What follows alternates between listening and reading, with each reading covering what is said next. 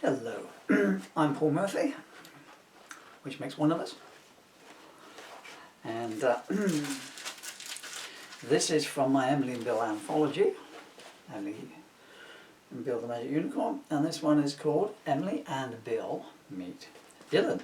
Need to try and get my throat muscles to do my children's book voice. Emily and Bill meet Dylan. Now the two best friends that you will ever see are the unicorn called Bill and his besie, Emily. They first met one day when Bill was sad and all alone. He'd gone out exploring and forgotten his way home. But with Emily's help, Bill soon recalled anew, and on his magic carpet, away they both flew. They found the unicorn land, and needless to say, they have been the best of friends ever since that day. Now on this sunny morn, Emily and Bill were flying, when below them in a field, they heard a young boy crying. Emily, she turned and said, "Bill, we have got to land. That boy down there is so upset. I want to hold his hand." Down towards the ground did the magic carpet swoop. Just to show off, Bill did a loop-the-loop. The young boy, he looked up, full of surprise. A girl and a unicorn right before his eyes. "Where did you come from?" he asked in trepidation. "Well, we were flying by when we saw your situation." "Please, why are you crying, if you don't mind me asking? It's a lovely sunny day. In the sunlight you should be basking." And then Bill spoke up. "And what's your name, please tell?" The boy looked amazed. "You can speak as well?" "Of course," Bill replied, as he gamboled up close. "All unicorns can talk. We're really quite verbose." "Well, my name is Dylan," the young lad said. "See, it says so on my cap that is sitting on my head." "And why am I crying? Oh, the story I must tell is that I've lost my football. It's fallen down that well." He pointed with his finger as he dried his eyes at the well behind his back, in which his football now lies. "That football was a present from my mum and dad. Now it's lost forever. That's why I am sad." "Oh, poor Dylan," Emily commiserated. "Bill and I will get it back," she smiled, and Dylan was elated. They all peered down and down, as far as their eyes would go, and they saw Dylan's football bobbing far below. "I was kicking it about," said Dylan, "you know, like you do, when a sudden strong wind caught it, and away it blew. It bounced upon the ground, not once but twice, then bounced into the well. I thought, no, that's not nice." Emily turned around to Bill and said, "I have a plan." She whispered in Bill's ear. He said, "I understand." He jumped upon his magic carpet, and upwards he did float, grinning, "I'm adept at manoeuvring. I hope that you did note." Then with a pull on the tassels and a flick of his tail, Bill flew his magic carpet right into the well. "Oh no," gasped out Dylan, "and now your unicorn has gone." "Don't you worry," chuckled Emily. "He won't be long." And even as she spoke, Bill, he reappeared. He said, "It's very dark down there, and the echoes are weird." He landed next to Dylan. "I think your day has now improved."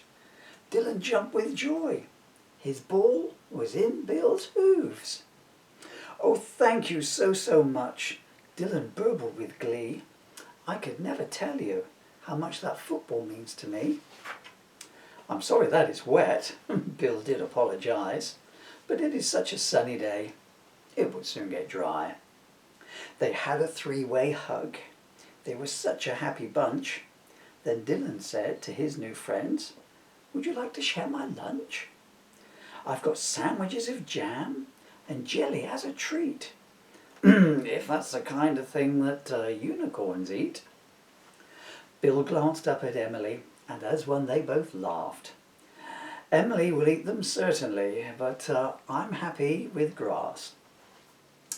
They all sat down and had a wonderful repast. Well, Bill got the hiccups from eating grass too fast. They finished up their picnic and put all their litter away. Now what shall we do, said Bill, to fill this lovely day? Emily gave a smile and whispered, Dylan, hold on tight. Then she took the magic tassels and her carpet took flight. Whoa, said Dylan as they climbed into the air. This is so amazing. I can see everywhere. I can see my little village and the church and its steeple and all of the houses and of course all of the people. I can see all the fields and I can see the tops of trees.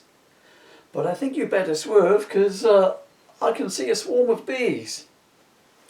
Bill flew up beside them. Enjoying the ride? Very much, smiled Dylan, looking at the wonderful countryside. Then Emily turned sharply and, oh no, Dylan said, I've just dropped my football and it fell on a cow's head.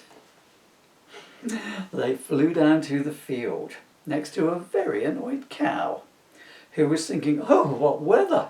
It's raining footballs now.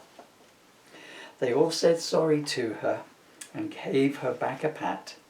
Then they quickly flew away in case she gave them a cow pat back. Eventually the day started coming to an end. They'd had a lovely time together. Oh, these three brand new friends. Will we meet again? Asked Dylan, sounding quite unsure. Of course we will, said Emily, many times and more. I have had the bestest day, said Dylan as they parted. I never knew what was in store for me when the morning started. Now Dylan, Bill and Emily, they meet up all the time and have lots of adventures. But those are for another rhyme.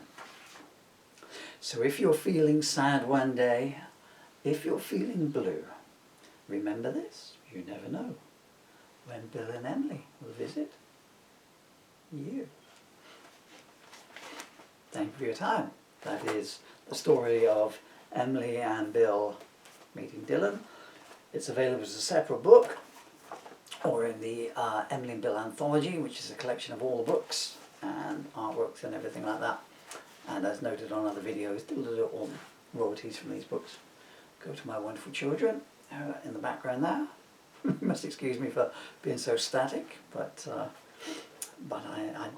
don't have the ability to move without the aid of my walking frame that I'm wedged up against. All of them, my books have a little poem after each of the story to my own children, which of course can be read to other children as well. You know, so the idea of these little poems, I address them to Emily and Dylan, my own children. But the idea is if you're buying the book and reading it as a bedtime story, in case you're wondering my head's doing that, by the way, it's because I've got two cameras going. There's a 4K there and a 2K up there. And if you're watching this on the 4K video, if you can tell because of the one I'm looking at now, it takes 37 minutes to upload a 4-minute video onto YouTube with this camera. Anyway, but it's a trivia for you there. Anyway, where was I going with this? So, in the Emily and Bill books, you get the Emily and Bill poem, and then there's a little children's poem at the end of them, which is addressed to my children, but it is the idea being that if you buy the book to read to your child as a bedtime story, so you read them the Emily and Bill book, and then at the end you've got a little poem to read to your children as yourself. And in the end of the Emily and Bill book, it is this one. No father. I'm going to need my glasses for this one because it's in all italics. So sorry. You need to change, I guess, to parent. So anyway, no parent ever was as blessed as I. All my love, all my pride. I give you all you deserve to expect. All my admiration, and all of my respect. Oh, I messed it up. All of my respect. Shall I do it again? Yeah. No parent ever was as blessed as I. All my love, all my pride. I give you all you deserve to expect. All my admiration, my love and respect. I still did it wrong. I'm so sorry. It is a really strange font. It's a strange font to my eyes. Okay, well, I'm just going to shuffle forward on my walking frame and turn the cameras off. Thank you for your time. I've been Paul Murphy, and you've been very patient with me. Thank you.